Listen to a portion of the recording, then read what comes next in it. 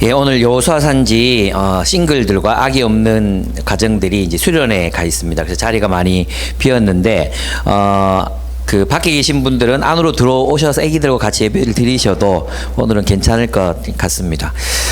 여기 들어오면서 이제 떡만둣국을 여러분이 드시고 계시더라고요. 저는 정말 떡국 싫어하거든요. 근데 너무 맛있는 거예요. 야, 오늘 누가 만들었습니까? 정말 천국의 맛이었습니다. 너무 오늘 행복해서 그 떡국 한 그릇으로 오늘 받을 은혜를 다 받은 듯한 그런 느낌이 제게 들었습니다. 저 말씀 적용하고 있는 겁니다. 예, 그 오늘 말씀의 제목을 들리세요? 제일 뒤에. 예, 들리세요? 네. 그 오늘 말씀의 제목을 그 우주의 중심에서 허물을 외치다. 영화 제목 하나를 이제 패러디 해봤는데요. 우주의 중심에서 허물을 외치다. 사람들은 자기 자신, 그 자기를, 나를 우주의 중심이라고 생각합니다.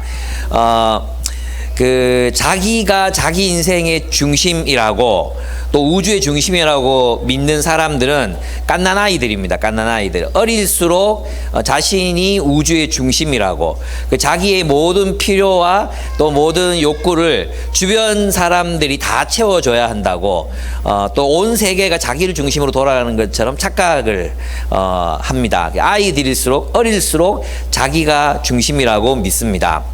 무식할수록 어떻게 생각합니까? 답은 하나밖에 없다고 생각합니다. 자기가 생각하는 것이 답이라고 생각합니다. 오히려 책을 읽고 지혜로워지고 점점 성숙해 가면 이게 답이 아닐 수도 있어 라고 생각하게 되거든요. 여러분 아시죠? 그래, 나가 틀릴 수도 있지. 이게 성숙한 사람의 자세인데 무식할수록, 아는 게 없을수록 자기가 알고 있고 믿고 있는 것만이 진짜라고 생각합니다. 오늘 이제 우리가 읽은 이 전도서 5장의 핵심 주제는 그 자기 중심성을 파괴하는데 이 코헬렛 지혜자의 목적이 있습니다. 지혜자는 지금 사람의 그 자기 중심성 그것을 어떻게든 무너뜨리려고 오늘 본문에서의 논증들을 또 이야기들을 이제 사용하고 있습니다. 사람들은 있잖아요. 예배를 드려도 하나님께 예배를 드리지 않고 자기중심적인 예배를 드립니다. 자신의 욕망이 투사된 그런 예배를 드리는 것이죠. 정의를 실현하여도 실현하는 삶을 사는 것처럼 보이지만 알고 보면 자기중심적인 정의를 실현하고 있을 뿐입니다. 자기중심적인 부를 추구하는 것, 이것도 어리석기는 마찬가지입니다. 그 부가 그 사람을 참으로 만족시킬 수가 없기 때문이거든요. 그렇습니다. 그래서 이제 코헬렛은 이제 우리들에게 이런 직접적인 질문을 던집니다. 땅에 사는 우리는 하늘에 계신 하나님을 어떻게 예배해야 하는가 하는 것입니다. 첫 번째 질문입니다. 땅에 사는 우리는 하늘에 계신 하나님을 어떻게 예배해야 하는가 이런 질문을 던지면서 어리석은 사람에 대한 이야기를 해요.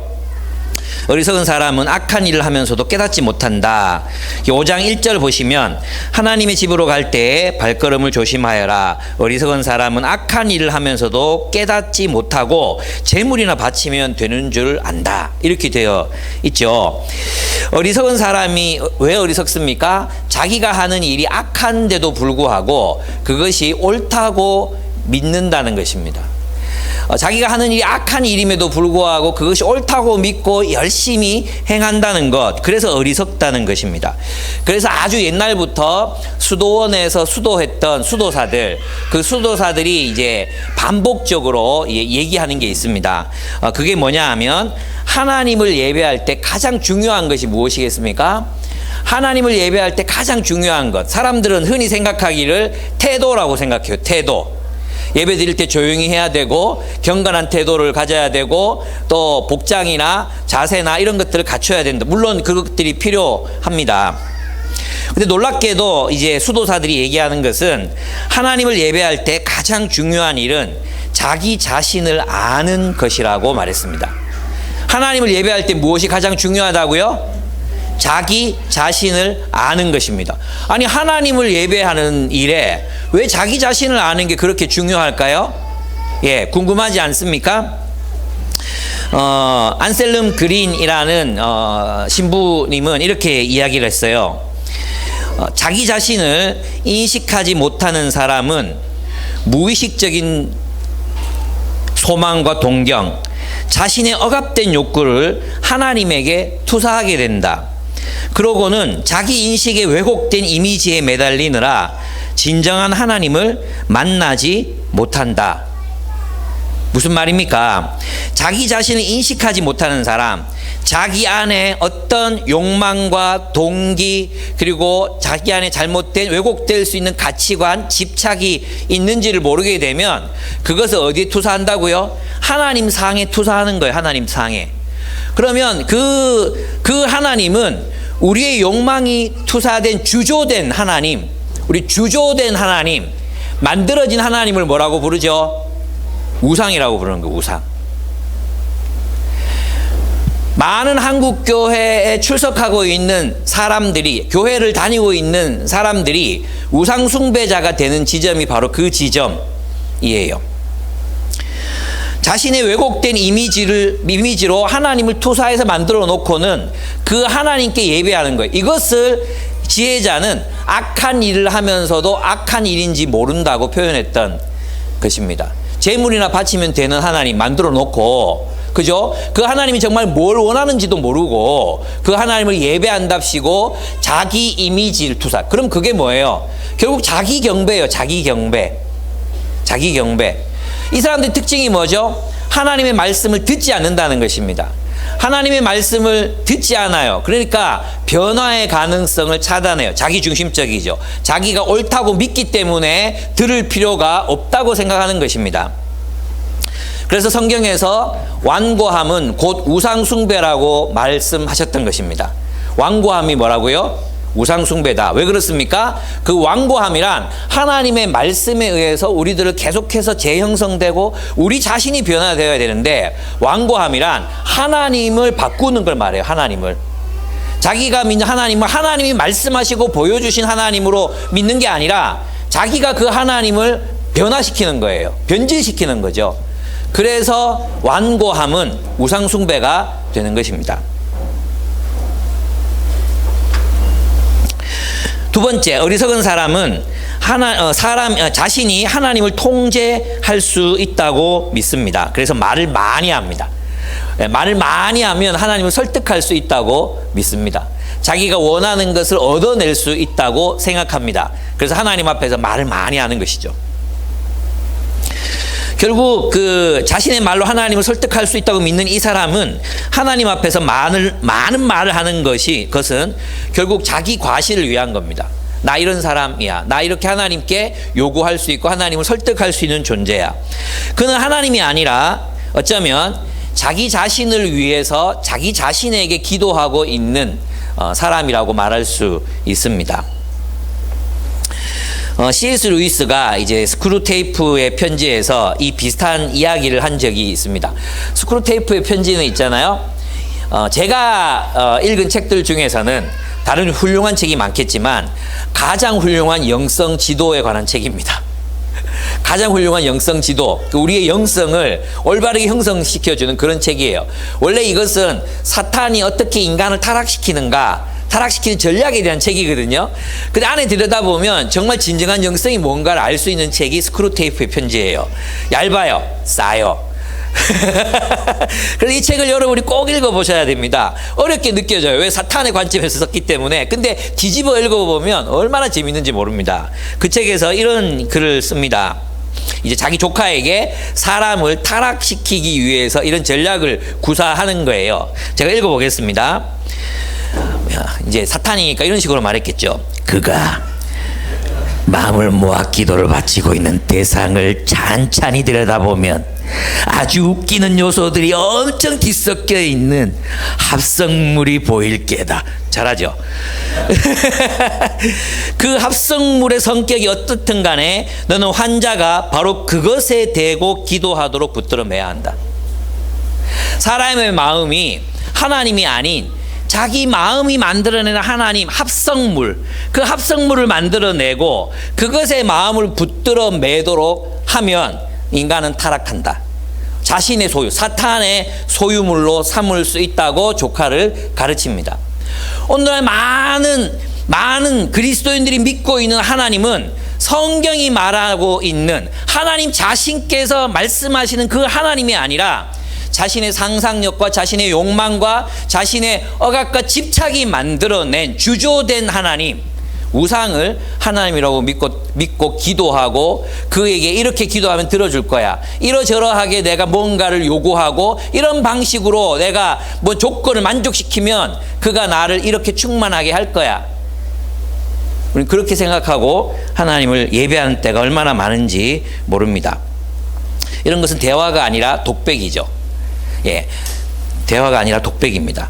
그런데 있잖아요, 이제 경고사항을 자기 조카에게 이렇게 또 말해줘요. 그런데 만에 하나 환자가 그 차이를 구별하게 되는 게, 그냥 하겠습니다. 예. 너무 에너지가 많이 들어간다 이거. 즉 내가 생각하는 당신이 아니라 하나님 당신이 알고 계시는 당신을 향해 의식적으로 기도의 방향을 돌리게 되는 경우가 발생할 시에는 우리는, 사탄은 즉시 궁지에 빠지고 만다, 이렇게 얘기했어요. 그러니까 지금 이 전도서의 5장의 이 말씀은 뭐냐 하면, 어리석은 사람들, 자기중심적으로 자기의 욕망이 투사된 하나님을 섬기고 있는 사람들에게 진짜 하나님께로 시선을 돌리고 그 하나님을 찾으라고, 그것이 지혜로운 길이라고 우리에게 가르치고 있는 것입니다. 그래서 거룩하신 하나님께 기도할 때는 그분이 어떤 분이신지를 알고 그에 합당한 예우로 기도해야 돼요. 하나님을 합당하게, 하나님을 하나님으로서 합당하게 기도하고 예우하는 게 뭐겠어요? 그 말씀을 듣는 것입니다. 그 말씀을 듣는 것. 예. 그 말씀대로 듣는 것. 그것에서 하나님이 이런 분이시구나. 그리고 진짜 자기 자신의 모습을 발견하게 되죠. 하나님 말씀하실 때 내 안에 있는 욕망이 드러납니다. 내 안에 있는 집착이 발견됩니다. 내 안에 있는 오만 가지의 거짓된 모습들이 그 말씀의 빛 가운데에서 드러나게 되는 것입니다. 그러면 우리는 그 집착을 내려놓고 진짜 하나님을 만날 수 있습니다. 그래서 하나님을 예배할 때 가장 중요한 것은 나를 아는 것입니다. 놀랍게도 내가 어떤 집착, 어떤 욕망, 또 어떤 소망을 가지고 하나님 앞에 나아가고 있는지를 알면 진짜 하나님이 보이기 시작합니다. 또 있잖아요, 세 번째로 어리석은 사람은 하나님과 거래를 하려고 합니다. 이런 식이죠. 하나님이 기도를 들어주신다면 이러저러한 것들을 해드리겠습니다. 하나님이 저 장가 보내주시면 저 이렇게 살겠습니다. 하나님께서 제 어떻게 해주시면 선교 가겠습니다. 물론 있잖아요, 우리가 이렇게 소원할 수 있어요. 소원. 여러분, 우리가 이제 뭐 되게 나이 어릴 때 그런 소원할 수 있잖아요. 너무 이제 그때 우리는 20대였어요. 그때 우리는 20대였고 분위기는 뜨거웠어요. 그래서 앞에 있는 선교사님께서 청자켓을 벗어 던지고 뜨거운 마음으로 아프리카 선교 가실 분, 그 어쩔 수 없이 일어났어요. 아직 아프리카 못 가고 있어요. 이런 말씀을 대하면 아프리카 가서 순교해야 되는데 어떡하지? 이런 생각 하시지 않으셔도 돼요. 예. 하나님 선하신 분이시기 때문에 우리가 정말 이제 국내 선교라도 열심히 하시면 되죠. 예. 그렇게 하시면 됩니다. 근데 문제는 뭐냐 하면 하나님을 만홀히 여기고 있잖아요. 내가 있잖아요.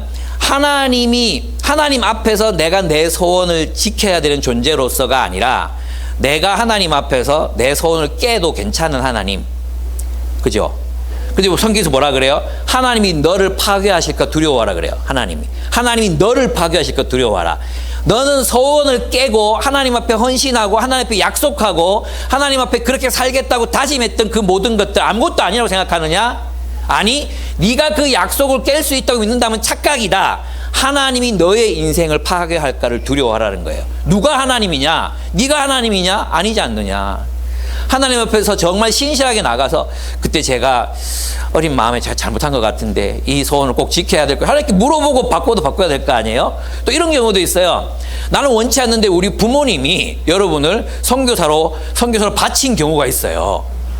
그죠? 그럴 때도 주님 옆에 나가서 하나님 그게 사실 제가 아무것도 모를 때 제 소원이 아니고 우리 엄마가 그때 무슨 정신인지 모르겠는데 은사도 없고 하나님 원하시지도 않는 저를 목사로 바쳤대요. 이거 안 지켜도 되죠 하시면 나는 너 목사 만들 생각 추호도 없어. 걱정하지 마. 이렇게 분명히 말씀하실 거예요. 근데 문제는 뭐냐면 우리가 하나님을 너무나도 우리 마음대로 할 수 있다고 믿는다는 것입니다. 이런 거죠. 예를 들면 하나님, 내가 하나님 위해 헌신했습니다. 내 청춘을 내 대학 시절 다 바쳤습니다. 근데 왜 취직 안 시켜줍니까? 그럼 공부만 했던 애들, 이기적인 애들 전부 취직해서 다 잘 나가고 잘 되는데 나는 뭡니까? 누가 하나님입니까? 내가 하나님 위해서 이렇게 저렇게 헌신했는데 하나님 나는 왜 하는 일마다 안 풀립니까? 나는 하나님 뜻대로 산다고 애를 썼는데 왜 이렇게 내 인생은 시궁창입니까? 그게 바로 하나님을 통제하고 조정하려는 우리들의 자기중심적인 욕구예요. 하나님은 하나님이세요. 하나님이 우리를 그 자리에 두셨으면 그 자리에서 순종하며 사는 게 우리의 모습이에요. 근데 우리는 그 상황을 어떻게든 역전시켜버려. 하나님을 우리 뜻대로 조정해보려고 한다는 거죠. 우리 그것을 벗어나야 합니다. 하나님은 우리의 욕망에 따라 이리저리 휘둘리는 그런 분이 아닙니다. 하나님은 우리의 욕망의 기도를 들어주시는 지니, 알라딘 램프의 지니 같은 존재가 아니십니다. 그래서 우리가 하나님 앞에서의 바른 태도는 하나님 앞에서 하나님, 내게 어떤 삶을 주시든지 저는 하나님을 섬기며 살겠습니다 한 소원을 지키는 것입니다. 결혼을 한 상태면 결혼을 한 상태 그대로 그곳에서 주님을 섬기고, 결혼을 하지 못했으면 못한 상태 그대로 주님을 섬기고, 취업을 했으면 한 그대로 주님을 섬기는 자로 살고, 못했으면 못한 대로 주님을 섬기며 사는 것입니다. 그래서 하나님을 예배하는 사람은 하나님의 말씀을 듣습니다. 하나님을 하나님답게 인정해 드리는 길, 그것은 하나님의 말씀을 듣는 것입니다. 여러분, 듣는 게 얼마나 어려운지 알죠? 듣는 게 정말로 어려워요. 여러분, 우리가 있잖아요. 이제 여러분이 필독서 사셨는지 모르겠는데, 교회의 정치학. 이 책은, 스탠리 하우어스가 썼던 그 기도, 이런 있잖아요. 그런 기도문, 스탠리 하우어스의 기도문, 이런 책하고는 종류가 달라요. 이 책은 학문적인 디베이트거든요. 되게 어려워요. 되게 어려워요. 그래서 아마 여러분들 가운데 이런 이야기가 터져 나올 거예요. 무슨 책을 이렇게 어렵게 썼노? 한 개도 모르겠다.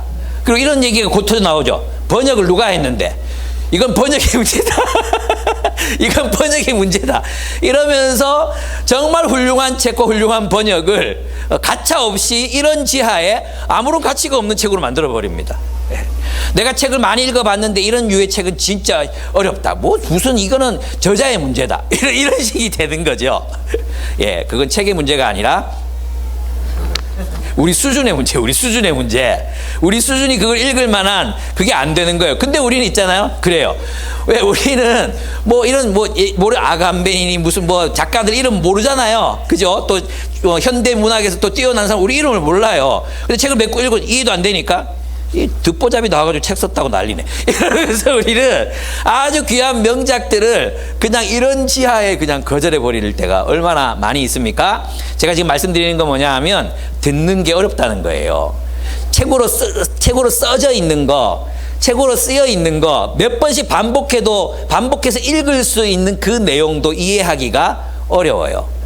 그런데 하나님의 말씀을 사람과 대화할 때 그 사람의 진위를 파악하고 안다는 거 쉽지 않아요. 아시죠? 우리 사이에는 다 필터가 있어요. 욕망의 필터, 자라온 환경이라는 배경이라는 필터, 그 필터 속에서 어떤 단어들이 해석되고 재배치되고 또 그것이 오해와 이해를 불러오고 이렇잖아요. 듣는 게 얼마나 어렵습니까? 하나님의 말씀을 듣는 것도 쉬운 일이 아니에요. 근데 우리는 있잖아요. 너무나도 쉽게 하나님의 말씀을 알아들었다고 생각하는 거죠. 연애편지 받아봤죠? 연애편지 받아보면 안 받아봤습니까? 아유, 왜 삽니까? 연애 편지를 받아보면 거기 이게 왜 애매하게 뭐 오늘도 뭐 오빠를 생각했어요. 이 얘기가 무슨 뜻이지? 뭐 이게 무슨 뜻이지? 무슨 생각을 했다? 여러분 그런 생각 들 때 그래서 막 헤어질 때 이게 무슨 뜻이지? 안 해봤어요. 아유, 왜 사는지 모르겠어요. 그런 탐구가 우리가 하나님의 말씀을 들을 때 있어야 하는 것입니다.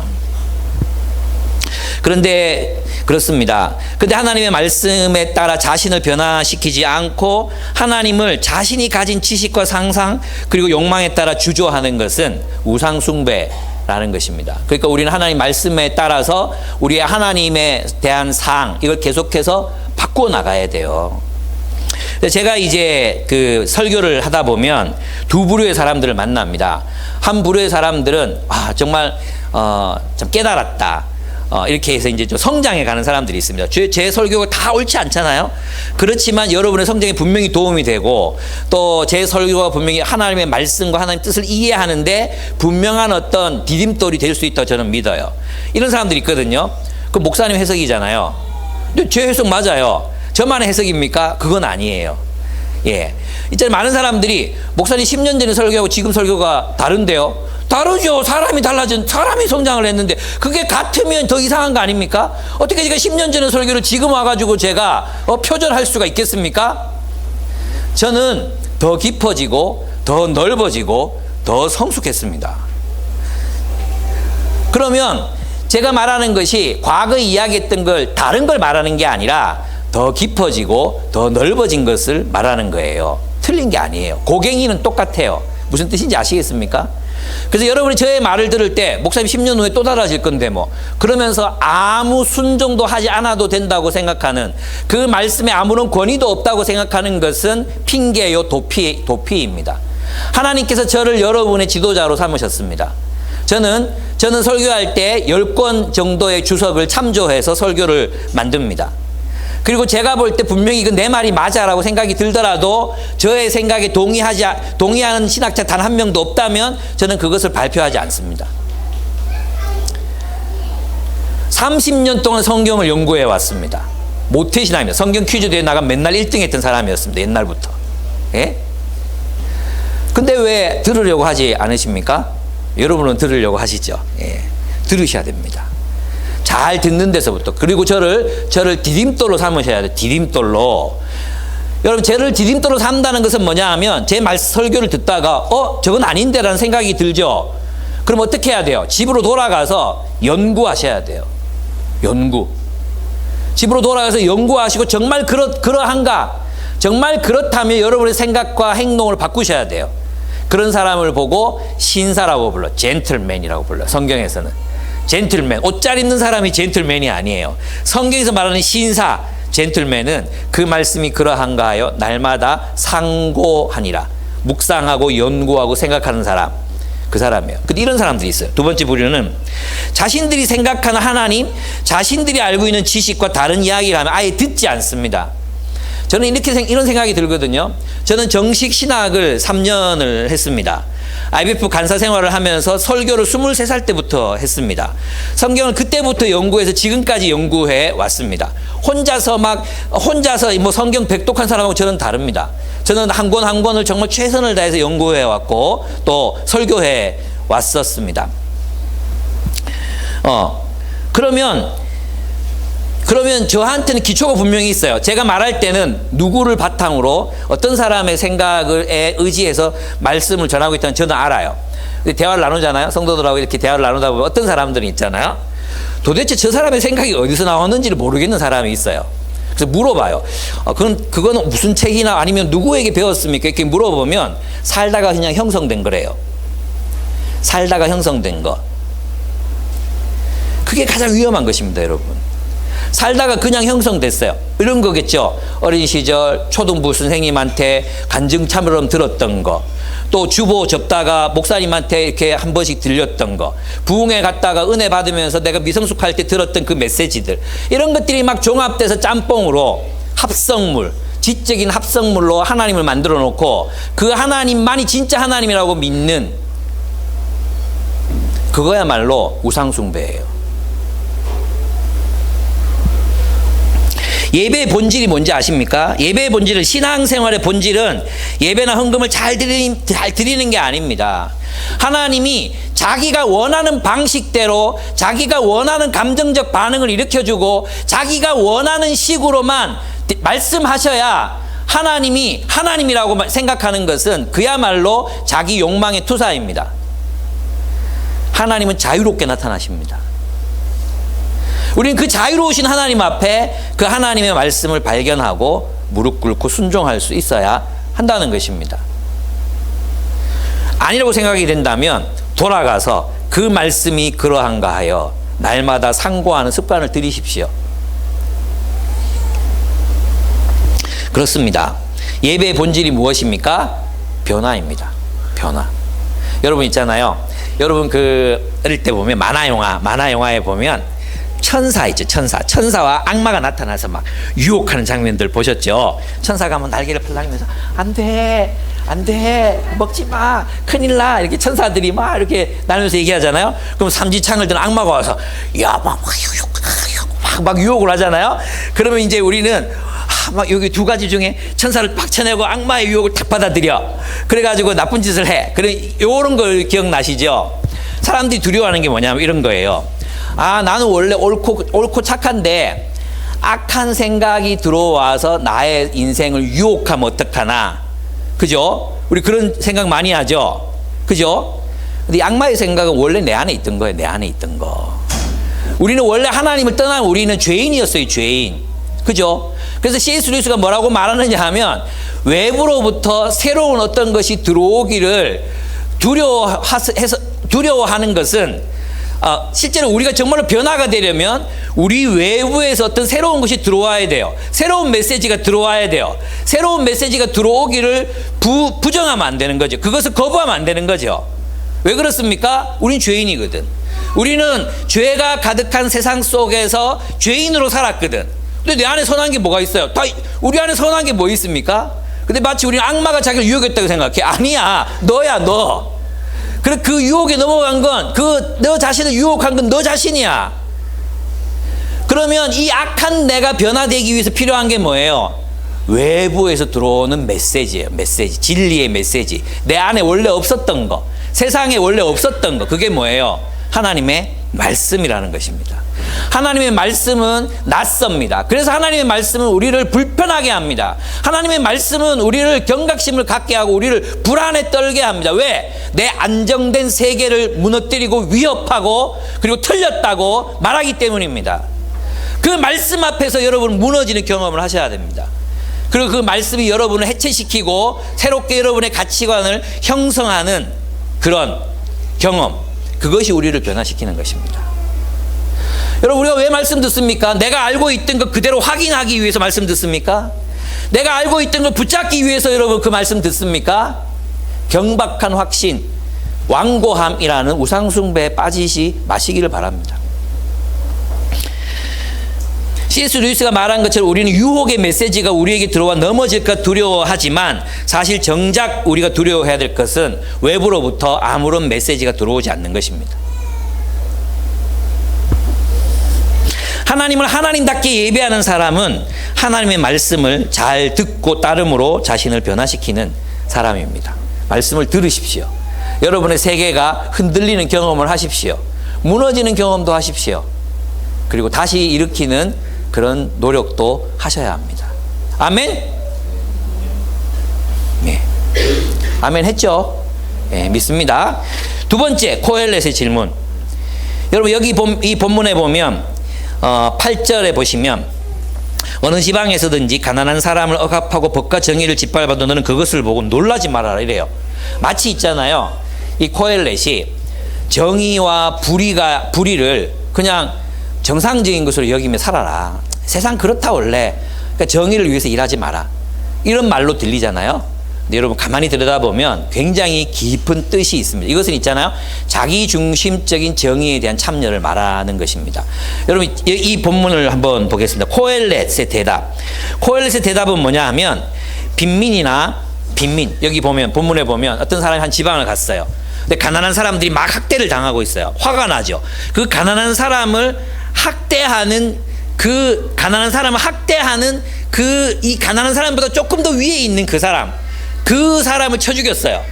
때렸어요. 그러면 정의가 실현됩니까? 모세가 이집트에서 고난받는 백성들을 위해서 초급 관리자를 죽였어요. 그러면 이집트의 정의가 구현됩니까? 이집트의 정의가 구현됩니까? 아니란 말이에요. 이 초급 관리는 누군가의 억압을 받는 사람이에요. 제 말 이해됩니까? 그도 누가 시켜서 어쩔 수 없이 그렇게 했을 거예요. 그러면 이 사람을 또 억압하는 사람들, 그 위에 있는 사람들, 히어라키, 이 지위 구조, 계급 구조, 권력 구조 속에서는 모두가 그 구조의 희생양이란 말이에요. 심지어 왕조차도. 여기서 있잖아요. 이 새 번역은 이 번역이 조금 오버했어요. 개역개정에 보면 이렇게 돼 있어요. 땅의 소산물은 모든 사람을 위하여 있나니 왕도 밭의 소산을 받느니라. 왕도 밭의 소산을 받느니라. 이 말은 뭐냐 하면 이 처음 학대받는 빈민으로부터 왕까지 이 모든 구조, 그 이후에 또 누가 있고 이후에 또 누가 있고 이후에 또 최고로 왕이 있는데 이 왕조차도 이 구조, 그 지방에 불의하고 정의롭지 못한 그 구조 속에서 살아가는 사람들일 뿐이라는 것입니다. 이 이야기가 좀 어렵죠. 여러분 이거를 이제 이해하려면 영화 기생충을 떠올리시면 됩니다. 아마 많은 분들이 못 보셨을 거예요, 그죠? 그래서 말씀을 드리면 어떤 부잣집에 아주 잘 사는 부자가 살고 있고 이 부자의 빌부터 살아가는 하층부의 사람들이 있습니다. 이 사람들은 이 부자들의 기생해서 살아가는 듯 보입니다. 근데 실제로는 이 감독 봉준호가 말하고 싶었던 건 뭐냐 하면 자본주의 사회에서는 부자나 가난한 자나 이 자본주의라는 집이라는 구조, 이 구조에 빌붙어서 모두가 기생충처럼 살아간다는 것을 보여주고 싶었어요. 혁명이 일어납니다. 어느 순간 가난한 이 하층부의 사람이 상층부의 사람에게 무시를 당합니다. 그래서 혁명을 일으킵니다. 사람들 죽여버리죠. 그렇다고 그 집의 구조가, 그 집의 주인이 가난한 사람, 송강호가 주인이 되지 못해요. 송강호는 지하실로 내려갑니다. 그 지하실에는 그 지하실 밑에 또 다른 사람들이 있습니다. 이 모든 구조 속에서 모든 사람이 희생양으로 살아가는 게 자본주의 구조예요. 어떤 지방의 구조예요. 그래서 이런 세상 속에서 섣불리 정의를 위해서 네가 산다고 사람 쳐 죽이지 마라 이 말이에요. 너의 인생 모두를 거기에 걸지 말아라. 너의 모든 애정과 사랑과 헌신을 정의를 구현한답시고 그렇게 모세가 했던 것처럼 사람 때려 죽이지 말아라. 이런 의미예요. 그래봤자 이집트는 정의로워지지 않는다. 정의는 구현되지 않는다. 이런 말이에요. 되게 어렵죠? 코엘렛의 대담한 주장은 이런 주장입니다. 해 아래 정의는 없다는 것입니다. 자크 엘룰이 존재의 이유에서 이런 말을 합니다. 이 존재의 이유는 자크 엘룰이 전도서를 묵상하고 쓴 책이에요. 근데 있잖아, 굉장히 깊이가 있는 책이에요. 여러분도 한번 꼭 읽어보시면 좋겠어요. 그런데 이제 이게 뭐 구절을 막 설명해 놓지는 않아, 주석처럼 설명해 놓지는 않았어요. 그 전체를 읽고 이해해야 되는 그런 책이거든요. 거기 보면 이렇게 돼 있어요. 제가 한번 읽어보겠습니다. 그러므로 이 땅 위에 정의나 저 세상의 정의를 바랄 것이 없다.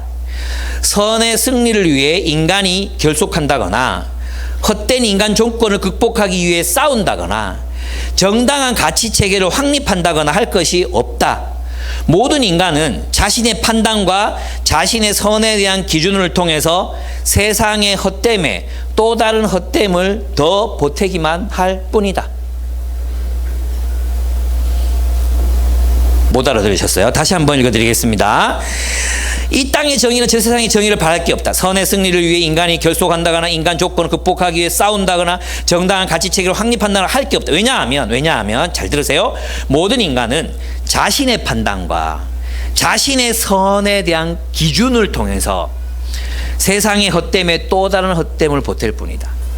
그 정의가 누구의 정의예요? 자신의 판단과 자신의 기준.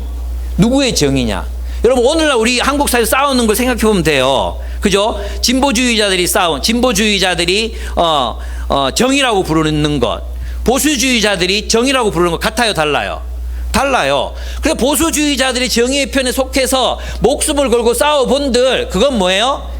이 세상에 또 다른 헛됨을 보태는 헛된 행위에 불과하다는 것입니다. 또 진보주의자들 입장에서 막 그렇게 싸워본들 똑같다는 것입니다. 거기에 목숨 걸지 말라는 것입니다. 이 비슷한 이야기를 교회 정치학에서 스탠리 하우어스가 합니다. 제가 한번 또 읽어보겠습니다. 제가 방금 했던 말 이해했습니까? 네, 이해했죠? 네, 여러분 수준이 있으시니까. 네, 다음 읽어보겠습니다.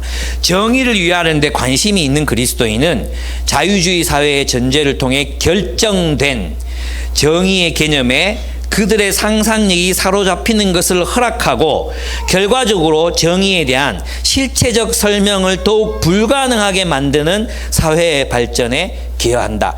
이런 글을 읽을 때 우리는 이 책 번역 누가 했어? 번역자 될 거야. 이런 소리를 하게 되는 그런 부분입니다. 다시 한번 읽어보겠습니다. 정의를 위해 일하는 데 관심이 있는 그리스도인은 자유주의 사회의 전제를 통해 자유주의 사회의 전제, 정의의 개념이 무엇에 의해서 규정됐어요? 자유주의 사회의 정의 개념으로 전제되어 있는 정의라는 거죠. 그 정의의 개념에 그들의 상상력이 사로잡히는 것을 허락하고 결과적으로 보면 정의에 대한 실체적 설명을 더욱 불가능하게 만드는, 뭐가 정의인데 이렇게 불가능하게 만드는 사회의 발전에 기여한다는 것입니다. 자유주의적 전제에 따르게 되면. 그래서 이제 이렇게 얘기합니다. 정치적으로나 사회적으로 적실성을 갖고자 하는 것은 이해할 수 있는 바람이지만 그로 인해 우리는 우리의 사회 질서가 갖는 한계에 저항할 수 있는 결정적 능력을 상실한다. 요 부분이 굉장히 중요한 거예요. 밑줄 쫙. 정치적으로나 사회적으로 적실성을 갖고자 하는 것은 이해할 수 있는 바람이지만 그로 인해 우리의 사회 질서가 갖는 한계에 저항할 수 있는 결정적 능력을 상실한다. 왜 그래요? 그 사회 구조와 그 사회 질서 안에서의 정의를 구현하려고 하기 때문이에요. 제 말 이해했습니까? 그러니까 그 사회가 가지고 있는 정의 개념, 정의의 실천, 이 개념을 비판할 수 있는 근거가 그 안에서 비판하기 때문에 없어지는 거예요. 이 전체가 틀렸다는 거죠. 공산주의 사회가 틀렸다 이렇게 말하려면 공산주의 밖에서 비판해야 되잖아요. 자본주의가 틀렸다 이렇게 말하려면 자본주의 밖에서 비판해야 되잖아요. 근데 자본주의적 정의를 실천하거나 공산주의적 정의를 실천하게 되면 그 안에서 그들의 정의를 구현하는 것밖에 안 된다는 것입니다. 그래서 그리스도인으로 봤을 때는 그 모든 게 헛되다는 것입니다. 그리스도인으로서 우리가 모든 사회에 앞서 우리가 속한 사회, 자본주의 사회, 공산주의 사회, 무슨 유럽 사회, 뭐 일본 사회, 힌두교 사회, 불교 사회, 그 사회에 앞서 뭐가 더 중요하냐? 우리가 붙잡아야 하는 것은 정의가 아니라 하나님이라는 사실을 잊어버리는 것이다. 정말 이해했습니까?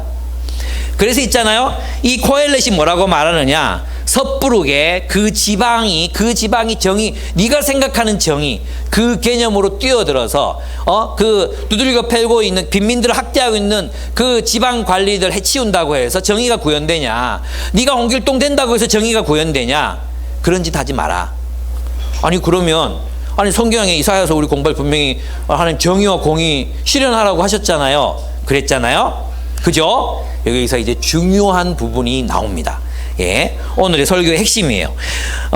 오늘 잘 오셨습니다. 신명기 12장을 찾겠습니다. 신명기 12장 5절에서 7절이에요. 제가 시간이 많으면 다 PPT로 준비했을 텐데 제가 수련회 또 다녀온다고 못했습니다. 12장 5절에서 7절입니다. 신명기 12장 5절 7절. 이거 다 찾으셔야 돼요. 무조건 다 찾으셔야 돼요. 신명기 12장 5절에서 7절이에요. 여러분 전도서의 기자는 이 신명기를 배경으로 먹고 마시고 즐거워하라는 이 말씀을 하고 있습니다. 제가 읽어보겠습니다. 신명기 12장 5절. 당신들의 하나님이 자기의 이름을 두려고 거처로 삼으신 당신들 모든 지파 가운데서 택하신 그곳으로 찾아가서 예배를 드려야 합니다. 당신들은 번제물과 화목제물과 11조와 제물과 높이 들어 바치는 곡식 제물과 서원 제물과 자원 제물과 소나 양의 처음 난 것을 그곳으로 가져다가 바쳐야 합니다. 당신들은 당신들의 하나님이 계시는 그 앞에서 먹도록 하십시오. 그리고 당신들의 하나님이 당신들이 수고한 일에 복을 주신 것을 생각하면서 가족과 함께 즐거워하십시오. 이렇게 돼 있어요. 먹고 마시고 즐거워하는 배경이 어디에 있습니까? 예배에 있어요. 예배. 하나님 앞에서 하나님이 주신 것으로 하나님이 나누어 주신 분깃을 가지고 기뻐하고 즐거워하며 먹으라는 것입니다. 근데 그 11조는 누구를 위한 거냐? 그 12절로 가서 12절 읽어보겠습니다. 거기에서 당신들은 당신들의 하나님을 앞에 모시고 즐거워하십시오. 당신들만이 아니라 당신들의 자녀들, 남종과 여종, 당신들처럼 차지할 몫이나 유산도 없이 성 안에서 사는 레위 사람을 다 불러 함께 즐거워하십시오. 아멘. 그들에게 나누어진 재물, 그들에게 나누어진 곡식, 그들에게 나누어진 짐승과 가축들, 그러한 것들 첫거, 11조, 감사 재물, 봉헌 재물 다 가지고 와서 나누라는 것입니다. 그걸 이 자기 분깃이 없는 사람들과 나누라는 거예요. 그렇게 나누어 잔치하며 뭐 하라는 거예요? 먹고 마시고 즐거워하라는 거예요. 아직 여러분 이게 의미가 잘 안 다가오죠? 예. 신명기 14장 22에서 29절. 하나님이 이 부분을 계속해서 강조하세요. 우리가 하나님을 경외하는 게 뭐냐? 하나님을 경외하는 삶이 뭐고 하나님을 예배하는 게 뭐냐? 하나님 앞에서 먹고 마시고 즐거워하는 거예요. 그죠? 근데 누구를 기억하면서 자기 분깃이 없는 분깃이 뭐냐 하면 쉐어예요. 영어로 보면 쉐어. 하나님이 나누어 주신 것이 없는 그 사람들을 기억하고 그들을 불러서 함께 먹고 마시고 즐거워하라. 이게 하나님의 뜻이고 그 뜻을 행하는 것이 하나님을 경외하는 삶이다라고 해요. 그래서 하나님을 경외하고 두려워하는 사람들은 함께 먹고 마시고 즐거워하는 것입니다. 아멘. 와, 우리 하나님 얼마나 멋진지 모릅니다. 신명기 14장 22절에서 29절 읽겠습니다. 제가 읽겠습니다. 길어요. 그래서 제가 빨리 읽도록 하겠습니다. 당신들은 해마다 밭에서 거둔 소출에 11조를 드려야 합니다.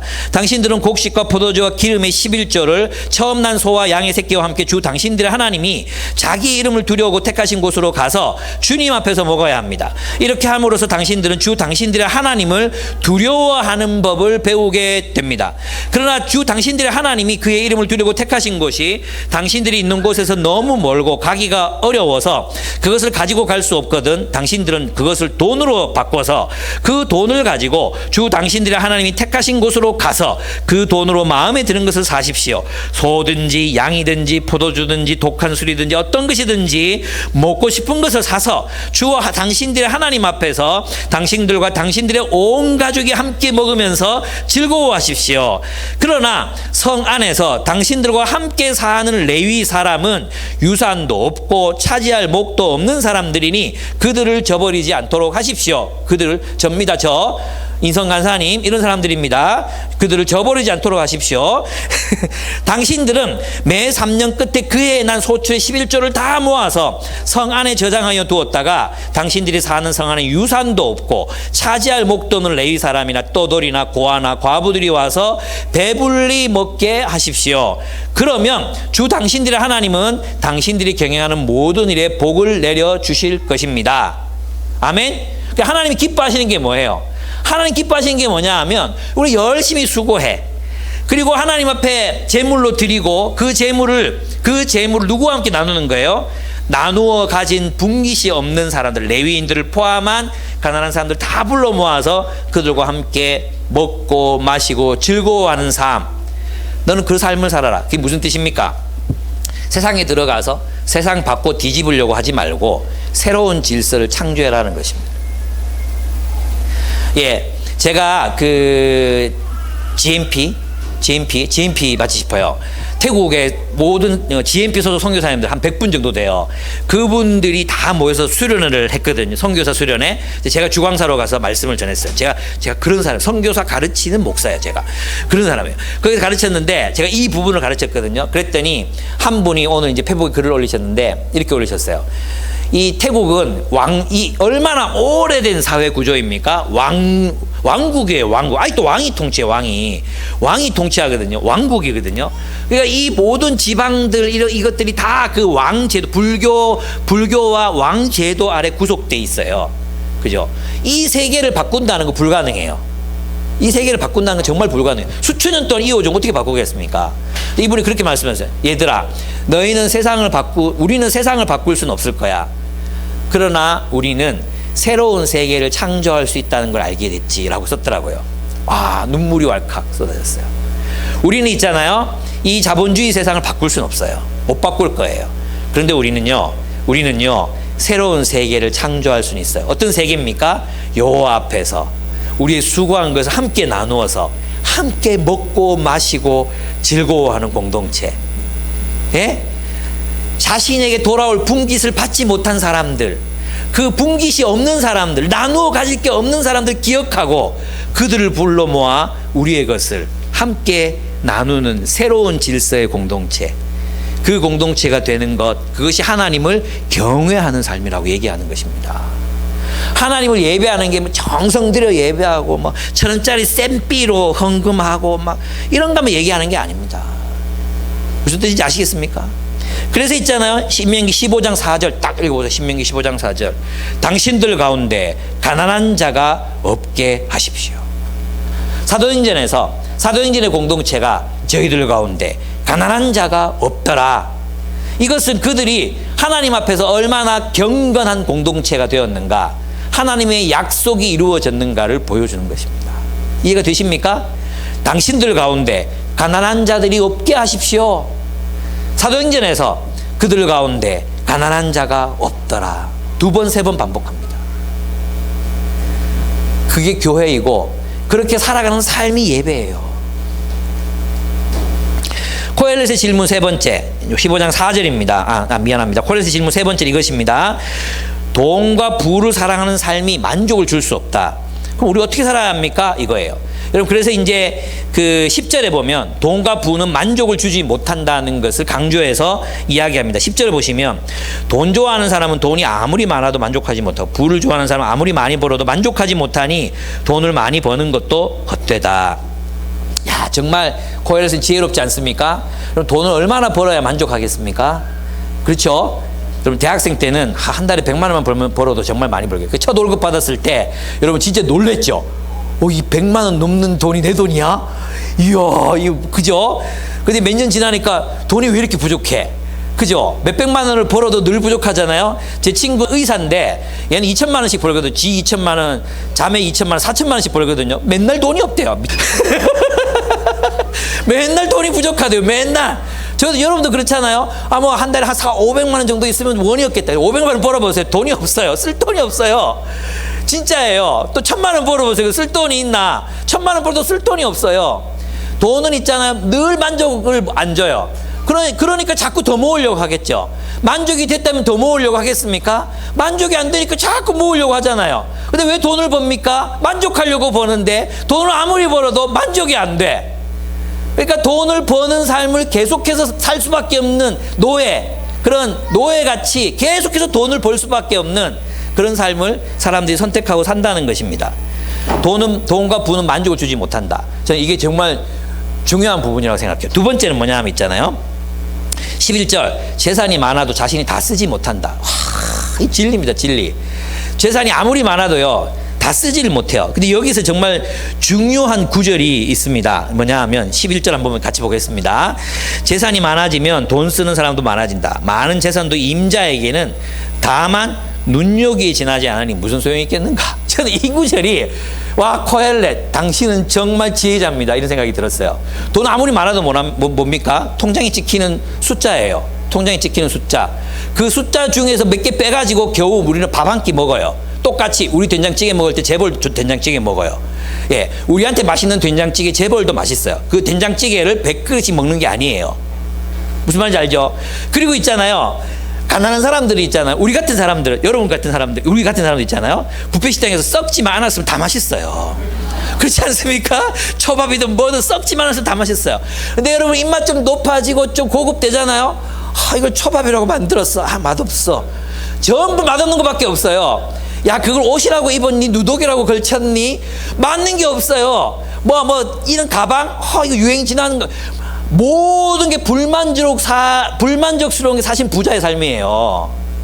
가난한 사람은요, 없는 가방, 그냥 백 하나 있어도, 와, 이 백, 이 차, 와, 이 집, 어휴, 우리가 이런 집에 살아? 이 우리 집이야, 이게? 예. 그렇게 되지 않습니까? 예, 한 끼 밥을 먹어도 그렇게 맛있을 수가 없어요. 근데 꼭 보면 있잖아요. 목사들 중에도 같이 놀러 가면, 목사, 이게 맛있어요? 꼭 이런 분들이 있어요. 목사, 이게 맛있어요. 맛있는데 이러면은 진짜 맛있는 거 안 먹어보셨구나. 꼭 이런 사람들이 있어요. 노을이시잖아요, 노을. 그 노을 보면 와, 진짜 멋있다 이러고 있는데, 목사님 진짜 노을 안 보셨구나. 코타키나 발로 노을 보셨어요? 막 때려주고 싶어요. 막 때려주고 싶어요. 또 음악을 듣잖아요. 음악을 들으면 또 그 음악에서 막 너무 좋아. 막 우리는 있잖아요, 막귀잖아, 막귀. 그래, 아무 이어폰이나 듣고 들어도 다 잘 들려. 근데 잡아 끼고는 이건 소리라고 들으세요.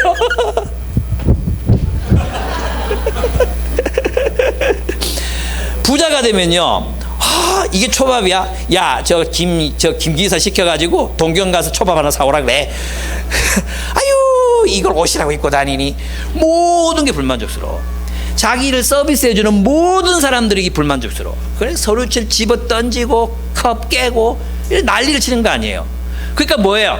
즐거운 마음으로 먹고 마실 수가 없어. 저는 이 구절, 난 이 구절 읽고 좀 맞췄으면 좋겠어. 근데 안 끝나가지고. 여기 보면 어디 있냐 하면 여기 17절이 진짜 가관이에요. 가관. 평생 어둠 속에서 먹고 지내며 온갖 울분과 고생과 분노에 시달리며 살 뿐이다. 예. 먹고 마시고 즐거워하라의 반대가 이거예요. 예. 함께 먹고 마시고 즐거워하는 인생이 아니라 뭐예요? 온갖 울분과 고생과 분노에 시달리며 어둠 속에서 평생 먹고 산다는 거예요. 야, 참 서글프지 않습니까? 결국 있잖아요, 돈을 많이 벌어. 저도 이제 그런 유혹에 빠졌을 때가 있었거든요. 돈을 좀 벌어가지고 계곡이 있는 곳에 땅을 사서 거기 컨테이너 하나 갖다 놓고 거기 가서 책을 쓰리라, 이런 유혹에 빠진 적이 있어요. 캐치올, 파인드올, 네이버 부동산 다 깔아놓고, 그리고 틈만 나면 영천을 검색했어요. 영천, 계곡 땅. 맑은 물이 흐르는 계곡 땅. 그렇게 갖고 싶은 거예요. 근데 나중에 이제 수련을 가게 됐는데, 어떤 한 교회가 별장을 하나 지어놓고 그 별장이 1년에 한 번밖에 못 온다는 소리를 들었어요.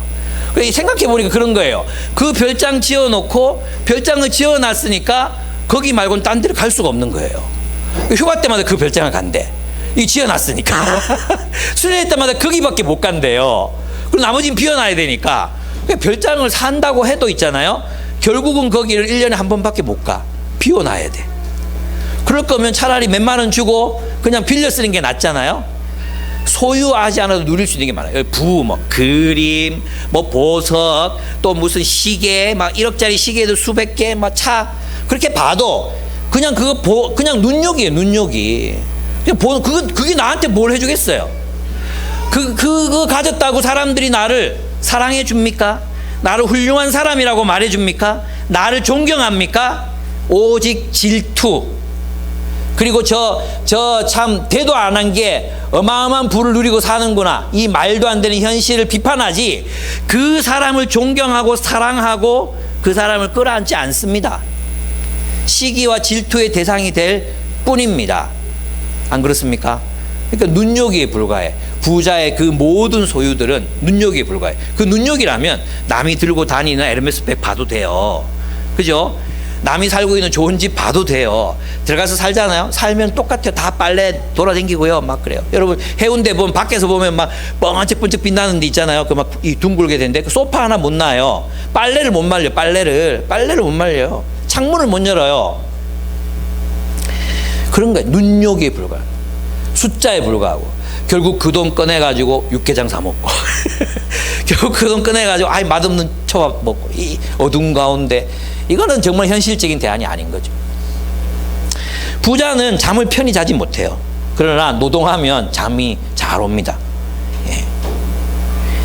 재난을 만나면 재산을 다 잃어버리게 될지도 모릅니다. 부와 재산은 영구적이지 않습니다. 죽을 때 가지고 갈 수도 없습니다. 심지어 죽음을 막을 수도 없습니다. 죽으면 그냥 그대로 끝입니다. 그는 그래서 어둠 속에서 먹고 마시며 울분과 고생과 분노에 시달리며 삽니다.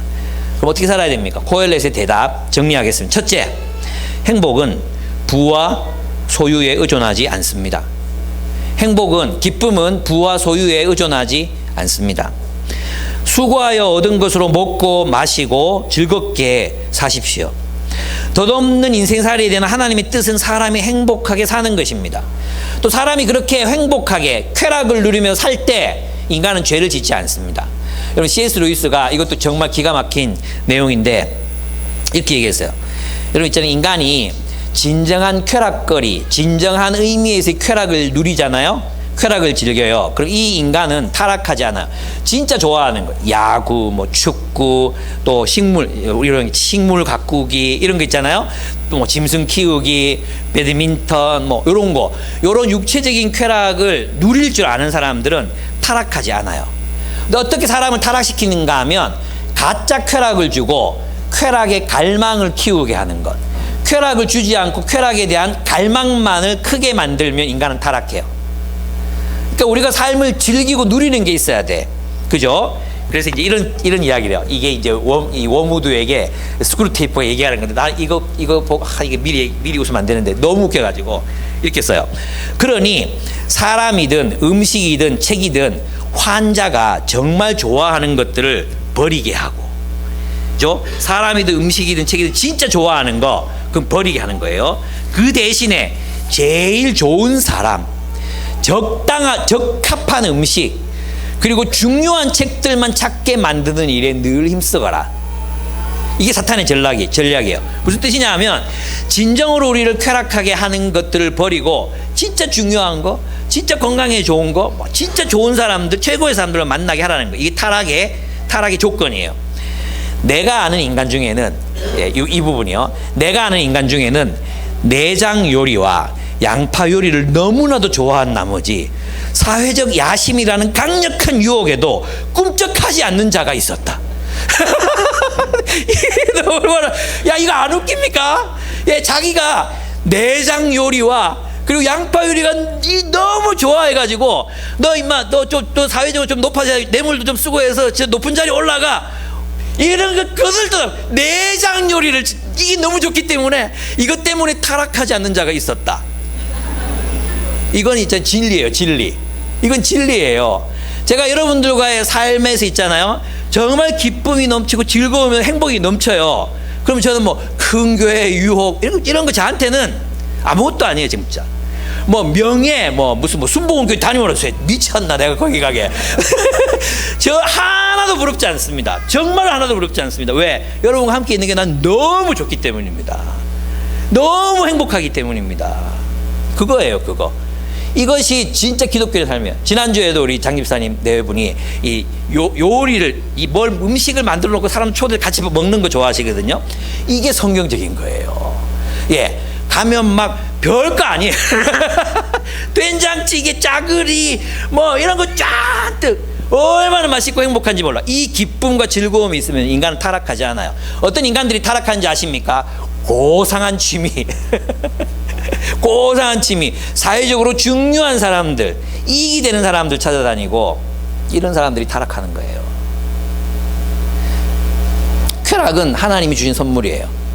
진짜 쾌락할 수 있는 사람, 악마의 실수. 이제 조카가, 이제 워무드가 잘못을 했어. 어떤 잘못이냐 하면, 악마가 이제 자기가 좋아하는 책을 읽도록, 사람이 좋아하는 책을 읽도록 이제 예수 믿은 사람에게 허락해 준 거예요.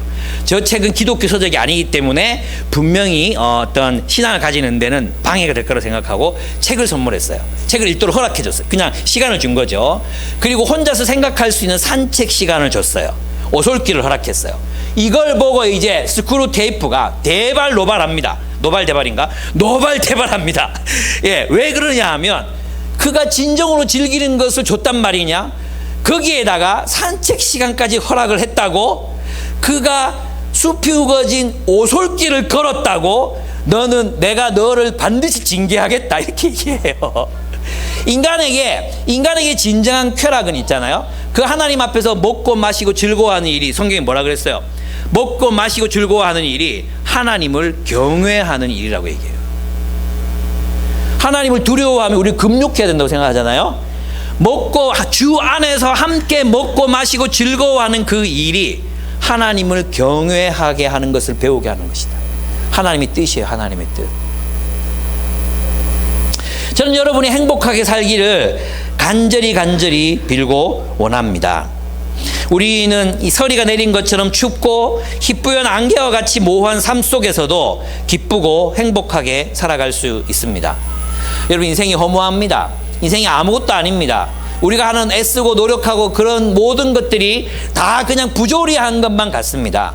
이 부조리하고 불합리하고 허무한 인생 속에서도 인간은 행복할 수 있습니다.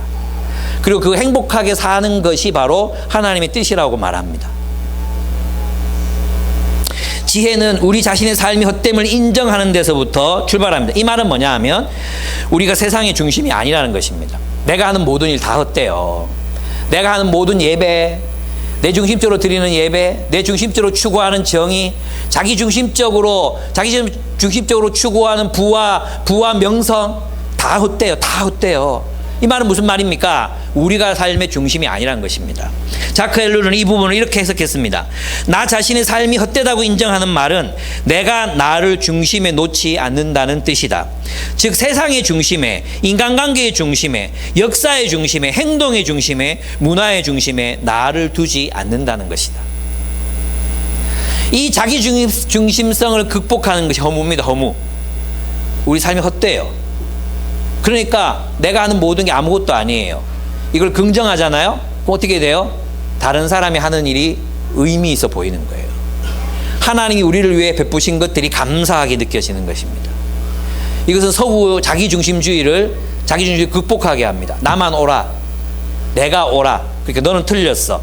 이 모든 것들이 다 아무것도 아니라는 전제 앞에서 무너지게 됩니다. 우리의 삶의 헛됨을 인정하는 것은 자기중심주의의 포기입니다. 성경을 자기중심적으로 해석하는 시도를 포기하고 내가 가지고 있는 확신과 헌신, 정의에 대한 집착을 내려놓는 것, 그리고 그리스도의 말씀 앞에 서서 그 말씀을 듣고 순종하는 사람이 되는 것. 그것이 무엇입니까? 그것은 일상의 소소한 행복조차 누릴 수 없는 사람들을 환대하고 하나님 앞에서 가진 것을 나누어 가난한 자가 없도록 하며 함께 먹고 마시고 즐거워하는 새로운 세계를 건설하는 일에 헌신하는 것. 그것이 우리의 신앙, 하나님을 두려워하는 삶이라고 코헬렛은 가르칩니다. 어떻게 사시겠습니까? 예, 기뻐합시다. 즐거워합시다. 서로를 사랑합시다. 함께 기도하겠습니다. 여러분, 아직도 아이들처럼 내가 세상의 중심이라고 믿고 있는 분들이 계십니까? 내 생각만 옳고 내 감정만 중요하고 내가 하는 일만 가치 있고, 이 모든 것들에 대해서 코헬렛은 헛되다라고 이야기합니다. 그리고 우리를 하나님의 말씀 앞에 세웁니다. 말씀 앞에. 오직 우리는 그 주어진 삶을 하나님 말씀 따라 살 뿐이라고 그렇게 코헬렛은 가르칩니다. 그러니까 여러분 인생에 뭐 그렇게 막 깊고 심오한 의미를 찾으려고 애를 쓰지 마십시오. 하나님, 내가 이 세상의 헛됨, 아니 심지어 나 자신의 헛됨을 인정하고 하나님 말씀을 듣는 자로 살게 해주시기를 원합니다. 주님을 경외하는 자로 살게 해주시기를 원합니다. 우리 주님 앞에 기도드리도록 하겠습니다. 기도하겠습니다. 사랑이 많으신